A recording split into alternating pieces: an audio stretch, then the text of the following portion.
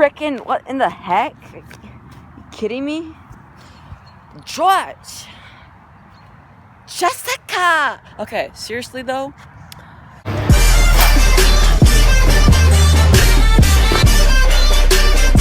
Aside from that aneurysm, I don't even know if you call it that. Whatever that was, but basically, what if we could frickin', and this isn't in the video title today is HIIT, high intensity interval training, bad for you?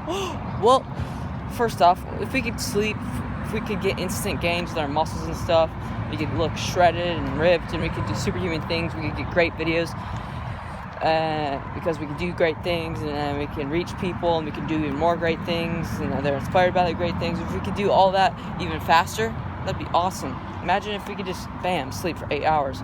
By the way, sleeping is very anabolic. It is, you gave me a fat burn or a sleep enhancer, I would take the sleep enhancer, because sleep is so freaking important, and it's only when muscles really grown. So, okay, in the video today, let's go though. There, yeah. I is put in the study of the cortisol of the men right here. Basically, this is my little summary. You can read it though, but yeah, you can read through the whole entire thing on the screen as it's going right now. Hopefully you aren't distracted by my voice, but basically, and as it's right here, cortisol can be jacked up with high intensity interval training. Why? Well, when you're doing this type of training, basically you're burning a lot of calories, of course, and because of this, you can be in a calorie deficit. And what the body does when you're like fasting and all that, when there's no food coming in, what the body does is it increases cortisol, your stress hormone, to like maintain muscle mass and all that. When you fast, you don't lose muscle mass, but fasting does indeed increase like norepinephrine and cortisol and stuff. So yeah, HIIT training, high intensity interval training, it also is shown to increase cortisol and all that. And if you're doing it like 4 times a week, super intense, because of this hormone, you may actually be doing more bad for yourself than good. And yeah, but look, with that spiel, with that little conundrum of stuff, basically, when you reverse diet, or when you just stop being as intense with everything, give your body the calories it needs, and not just go ham and randomly do HIIT training, which is just so, like, our bodies haven't really evolved yet to where our bodies are like, okay, sprinting, that's okay. No, our bodies are like, we're running from a line, we gotta sprint. We get into fight or flight mode. When you do lots of sprints, high intensity stuff, your body is prone to injury, and yeah, you get into that sympathetic nervous system, that fight or flight mode, when doing lots of HIIT training. Okay. MIIT training, however, moderate intensity interval training, or just MIIT, not M-I-I-T, but just MIIT, moderate. Yeah. So if you're doing moderate intense training, just walking, getting cardio, if you walk 5 miles, you're burning definitely not the same calories as running 5 miles, but that's 10,000 steps, and that's still a lot of calories.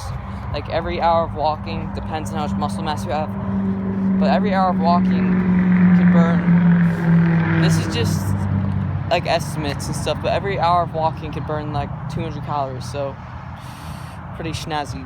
And every minute burns like 2 calories or more, because there's 1,440 minutes in a day.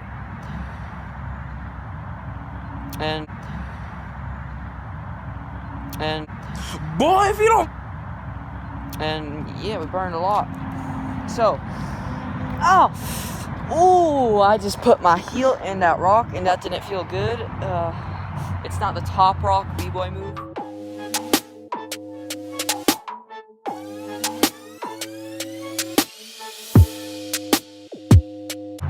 I don't know if you guys know what that is, but top rock is amazing. Yeah.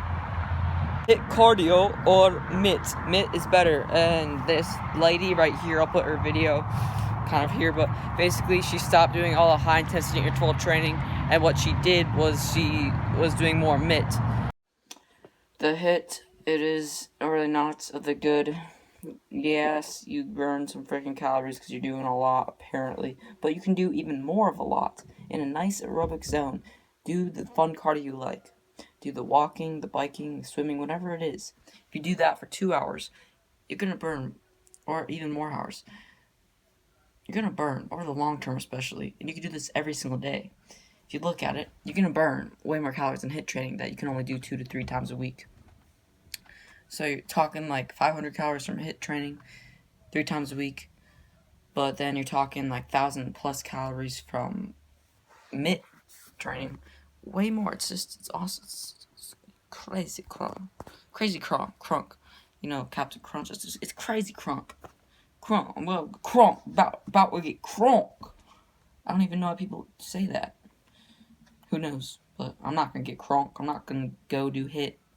I did that. It was Lots of walking though. Trying to lose fat. Like, what are you trying to achieve? Like, do the best way. Talk to the coaches every single day. Coach Greg Doucette, he's amazing. Basically, like, what are you trying to achieve? Like, no need for HIIT training. Long term, if you want to leave a legacy, yeah, HIIT training is just not going to be your thing.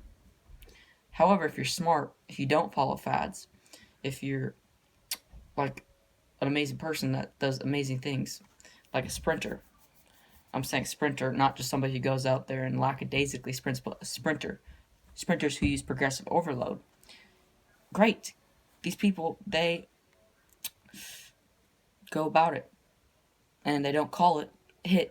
They just go about sprinting. They take long rest to recover fully, to go 100% again. What are these people trying to achieve with these crazy HIIT workouts? Like, are you David Goggins? I mean, he eats tons of greens, and he's working out all the time. And he's able to be in a calorie deficit. Really quick, this may not be you, but if you're doing HIIT and you're depressed, you don't like it, start serving. Because studies show that when we serve, the same parts of our brain that light up when we eat and when we have intercourse, they go off. Last but not least, and first off, HIIT cardio. People are like, oh, I'm just HIIT cardio. It's not cardio. It's anaerobic training where you're huffing and puffing at 100% for only a short amount of time. You're not even really in aerobic zone. What the heck? Second off, it's not aerobic. Yeah, you're not in aerobic zone. So start getting in your aerobic fitness.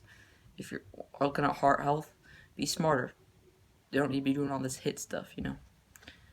You can look at Greg Doucette's video on H.i.i.t interval training, but that's my cap on this, my lap. Yeah. Yup. Yippity dap. Hopefully you've already subscribed. Thank you for watching.